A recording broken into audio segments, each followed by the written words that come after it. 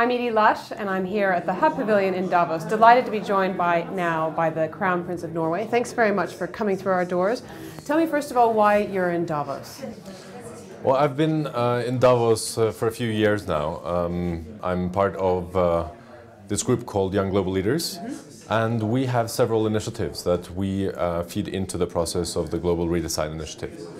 So we have fantastic YGLs working with health, with values, on governance, strengthening economies. So there's a whole, and sustainability, climate, What are your specific interests? What are the things that get you going? Well, our specific topic, which is close to my heart, is an organization called Global Dignity that I co-founded together with John Hope Bryant and Pekka Himanen of Finland. And what we do is we go into schools and have a conversation with kids about dignity. We get children to define dignity with their own words, to tell dignity stories about how someone lifted someone else. And then at the end we ask them to write down what they are for. It's not allowed to be against, you have to be for something. And what they want to do the next year in concrete terms to lift someone else, to increase someone else's dignity. They fold that piece of paper together, write their own name on it, give it to the teacher, and then the teacher hands it back after 1 year. And it's actually an exercise that all of us can do. Because if we define one thing we are for, we have a goal, and without a goal it's difficult to score. And if you are concrete on what you want to do the next year, it's much easier to actually go out there and do it.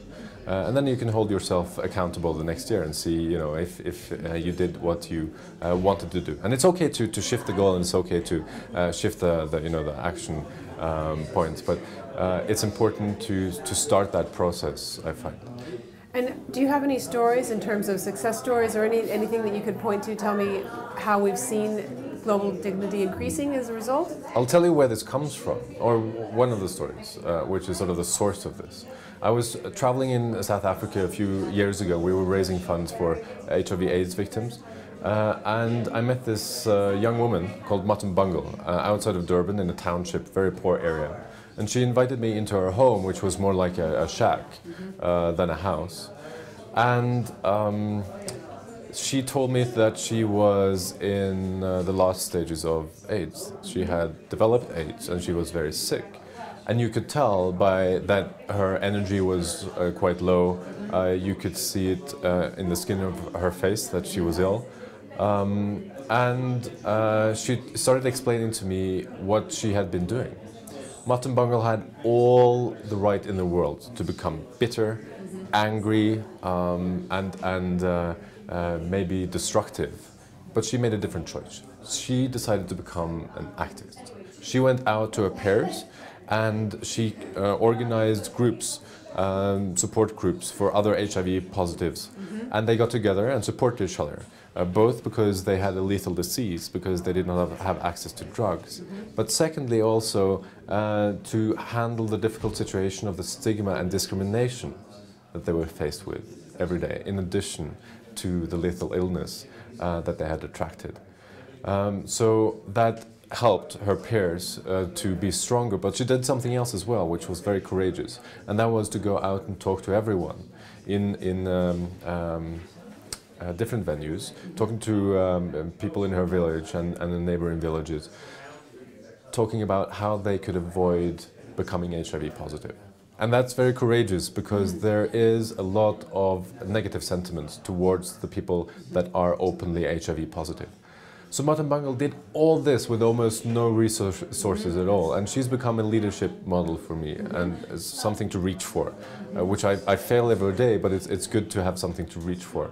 And she, I think, taught me that first of all, leadership comes from within. It's not about the resources you command, it's about how you actually use your own life, how you put into play the resources you do have.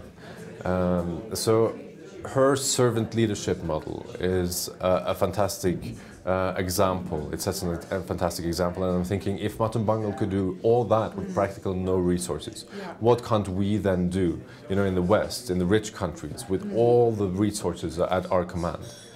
So that was one of the sources of global dignity, that we wanted to tap into the source that made, you know, Martin Luther King, Mother Teresa, Gandhi, all these great heroes we have, and you know, what did they have in common?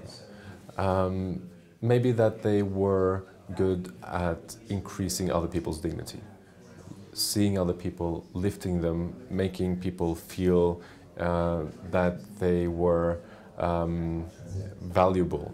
And how can we tap into that tremendous resource and go out there and do it? So that's why we've started this conversation with kids around the world. We've now been in more than 30 countries.